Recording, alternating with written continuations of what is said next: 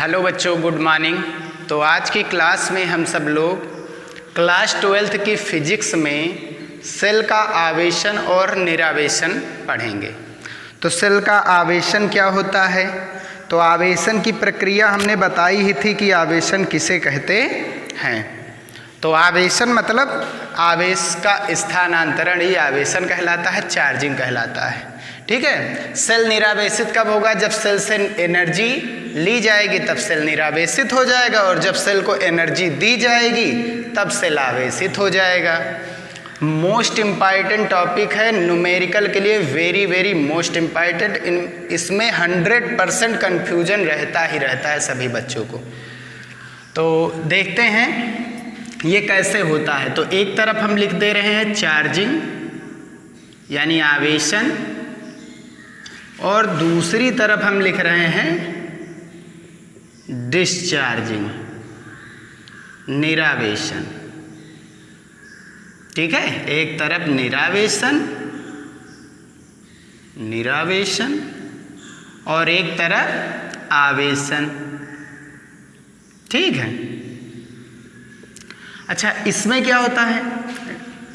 आवेशन का मतलब ये हमारा सबको पता है, ये क्या होता है? सेल होता है, क्योंकि सेल में एक प्लस होता है एक माइनस, साथ ही साथ सेल का कुछ आंतरिक प्रतिरोध भी होता है। ये चीज़ें चलिए जोड़ दिए। ठीक है। ईएमएफ कितना है सेल का? ई है। आंतरिक प्रतिरोध कितना है? आर है।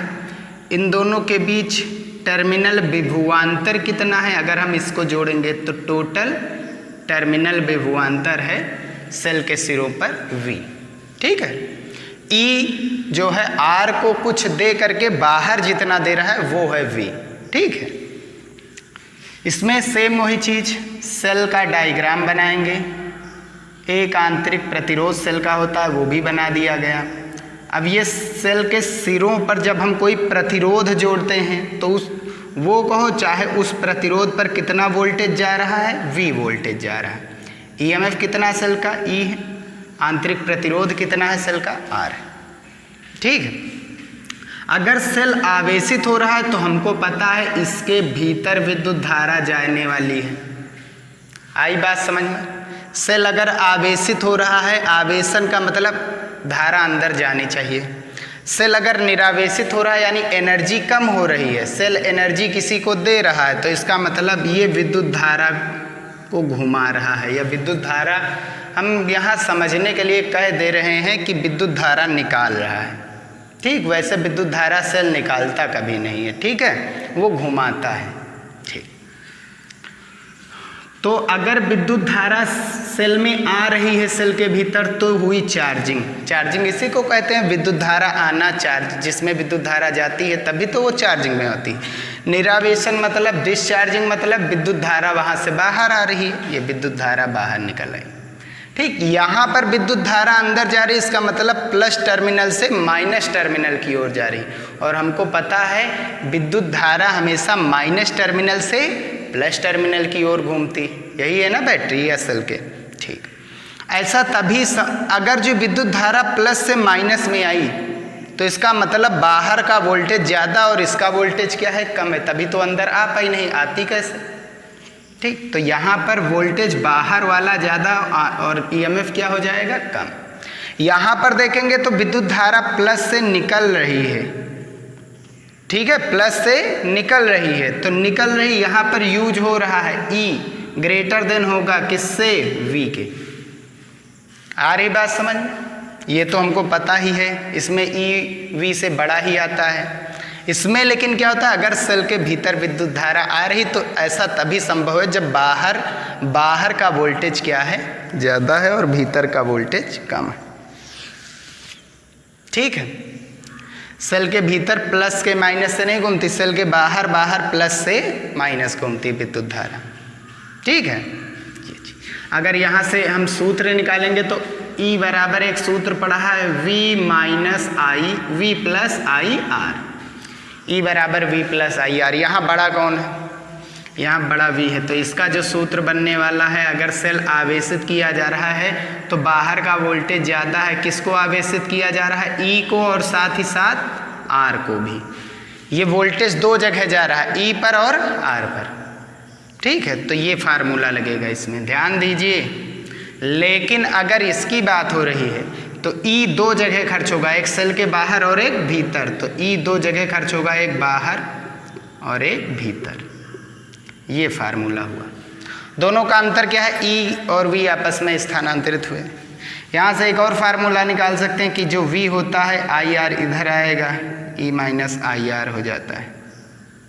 तो कंफ्यूजिंग नहीं होना है, हमको दो सूत्र दिखाई देंगे, v is equals to E plus I R, एक दिखाई देगा v is equals to E minus I are.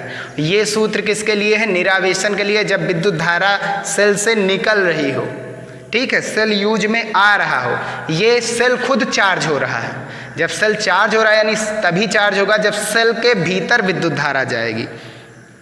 आ रही बात समझ में, ठीक है।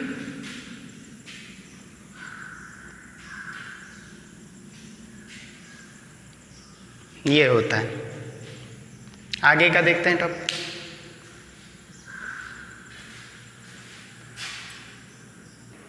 क्वेश्चन नंबर 9 कह रहा है, और मोस्ट इम्पॉर्टेंट क्वेश्चन है, इसका हमने शॉर्ट वीडियो भी अभी जल्द ही अपलोड किया है, कि एक परिपथ ये है, हमको ए और बी के बीच विभवांतर निकालना है, और सेल का आंतरिक प्रतिरोध यहाँ पर दिया गया है, नगण्य है यानी 0 है, ठीक है।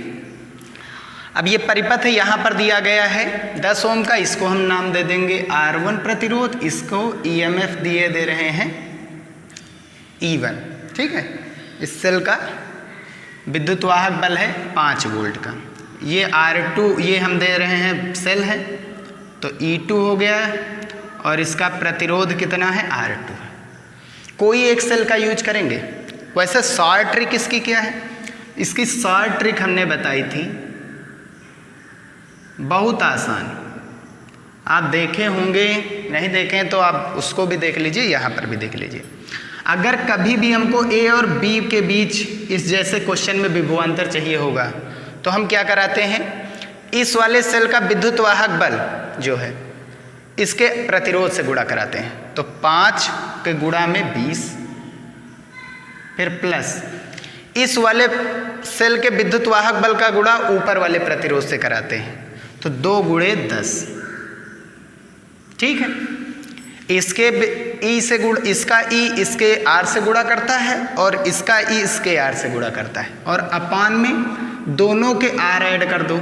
इसका आर कितना है 10 है, इसका आर कितना है 20 है, यही इसका आंसर बन जाएगा। तो 20 पंचे 100, और 10 दूनी के 20, और बटे में 30, जोड़ेंगे ऊपर 120, और बटे में कितना है 30, काटेंगे कितना आ गया 4। ए और बी के मध्य 4 वोल्ट का विभवांतर है। लीजिए, ये इसकी शॉर्ट ट्रिक है, एकदम बेसिक।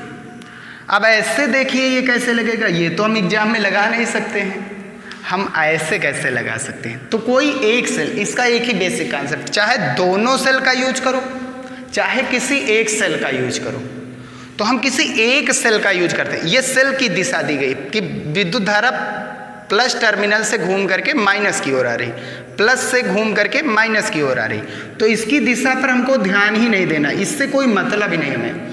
हम एक सेल यूज में ले रहे हैं, कौन सा सेल, E1 सेल यूज में ले रहे हैं, ठीक है। और ये क्या करा रहा है, अंदर विद्युत धारा, कितनी विद्युत धारा घुमा रहा है I, तो E1 सेल से विद्युत धारा निकली I, ठीक है।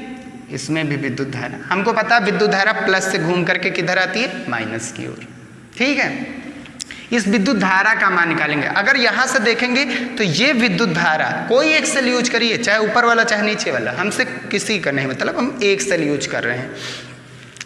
यानी ये सेल हो रहा है निरावेशित, एक निरावेशित हो रहा है। ये देखो, अगर जो विद्युत धारा जो निकाल रहा है वो निरावेशित होता है हमेशा, और जो जिसमें विद्युत धारा जाती है अंदर वो होता है हमारा आवेशित। तो इस समय E2 किस अवस्था में हो गई, देखो यहाँ चित्र से आवेशित, क्योंकि इसमें विद्युत धारा जा रही है, इससे विद्युत धारा आ रही है, ठीक है। ऐसे विद्युत धारा की दिशा ली गई। तो विद्युत धारा सभी में समान बह रही कि नहीं बह रही है, ठीक है बह रही है। अगर समान है, I2 में भी आई है, R1 में भी आई है, तो R1 R2 श्रेणी क्रम में हो जाएंगे। R1 R2 R in series, हो गया। यानी R इक्विवेलेंट कितना होने वाला है, R1 प्लस R2। यही तो श्रेणी क्रम का फार्मूला है। R1 कितना है 10, R2 कितना है 20, तो R इक्विवेलेंट कितना हो जाएगा 20 और 10 30 ओम। अब सेलों के संयोजन में हमने एक कॉन्सेप्ट आपको बताया था, अगर किसी सेल, ध्यान से देखिए, अगर किसी का सेल, ध्यान दीजिए, प्लस का प्लस जुड़ा हो, माइनस का माइनस जुड़ा हो, समान सिरे जुड़े हो, सेल का प्लस, सेल के प्लस से देखो प्लस वाला जुड़ा है, इस सेल के माइनस से माइनस वाला जुड़ा है, तो यहाँ पर तुल्य विद्युत वाहक बल वो क्या होता है, ध्यान दीजिए, तुल्य विद्युत वाहक बल, या कह सकते हैं एक निरावेशित एक आवेशित हो रहा है, तो यहाँ पर तो घटेगा, या तो दोनों निरावेशित हो या तो दोनों आवेशित हो, एक निरावेशित दूसरा आवेशित है तो इसलिए घटेगा। या सीधा कॉन्सेप्ट याद रखिए, इसका प्लस इसके प्लस से कनेक्टेड है तो प्लस प्लस जोड़ेंगे तो वहाँ ऊर्जा हानि होती है। ये तो हम लोग बैटरी में भी किए अपने दैनिक जीवन में। तो इसमें ज़्यादा कौन है, E2 कम है, E1 ज़्यादा है, E1 ज़्यादा है और E2 कम है, तो ज़्यादा वाले से हमने बताया था कम वाले को घटाना है। ये अगर आप नहीं देखें वीडियो तो ज़रूर देखिए। सेलों का संयोजन आप इसी का न्यूमेरिकल लगा रहे हैं, आप यही नहीं पढ़े हैं तो आपकी गलती है, ये आप ज़रूर पढ़िए इसे, ठीक है। E1 कितना दिया गया है 5 है, E2 कितना दिया गया है 2 है, तो बचेगा कितना, E तुल्य कितना आया, E तुल्य आ गया कितना 3 वोल्ट। अब हम यहाँ से निकाल सकते हैं विद्युत धारा। विद्युत धारा का सूत्र क्या बताया गया था, E/R प्लस R, क्योंकि R यहाँ नगण्य दिया गया है ही नहीं, तो स्मॉल r लिखने से कोई मतलब नहीं है, वो तो 0 ही हो गया। तो E तुल्य कितना आ गया, E तुल्य और बटे R तुल्य।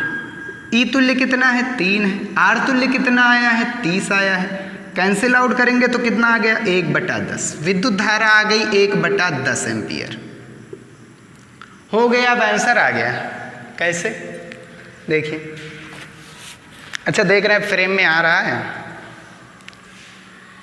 ठीक है, इधर वाला इरेज किए दे रहे हैं हम, ठीक है। आज हम एक ही क्वेश्चन को सॉल्व करेंगे, खूब अच्छे से सॉल्व करेंगे। चलिए, अब हमको विद्युत धारा मिल गई, R मिल गया, अब हमको ये पता है V निकालना है, VAB हमको पता है। AB के बीच ऊपर वाला पूरा प्रोसेस लगा है, AB के बीच नीचे वाले पूरे लगे हुए हैं सेल और प्रतिरोध, तो इनके दोनों के वोल्टेज तो बराबर ही जाएंगे, बिंदु समान तो विभवांतर समान, सेम कॉन्सेप्ट लेकर के चल रहे हैं। तो यहाँ से अगर देखेंगे तो ये हो रहा है निरावेशित, और निरावेशित के लिए हमने बताया था निरावेशित E1 क्या हो रहा है निरावेशित, अब भी हमने बताया है निरावेशित अवस्था में E ज़्यादा होता है और V क्या होता है कम, ठीक है। और इसका फार्मूला क्या लगेगा, E = V + IR, यहाँ पर R कौन सा है, यह है R, तो यहाँ पर हमको विभवांतर चाहिए, तो IR इधर जाएगा माइनस में हो जाएगा, तो V = E माइनस का क्या हो जाएगा IR, यही तो होता है, माइनस का आता है निरावेशन में, और निरावेशन सीधा सीधा बात कम होने वाला है, आवेशन मतलब बढ़ता है ज़्यादा होता है, वो आवेशित हो रहा है तो ज़्यादा होगा। तो V = E, V किसके मध्य, A और B के मध्य, E कौन सा लिया गया है E1 माइनस करंट तो I है, प्रतिरोध E1 के संगत कौन सा लगा R1, E1 का मान कितना है 5 माइनस I का मान 1/10 आया, R1 कितना दिया गया है 10, कैंसिल हो गया, कितना बचा 1, 5 में से 1 घटाएंगे, देखो ये भी कितना वोल्ट आ गया 4 वोल्ट आया। अभी शॉर्ट ट्रिक में भी ये 4 वोल्ट ही आया था, ठीक है।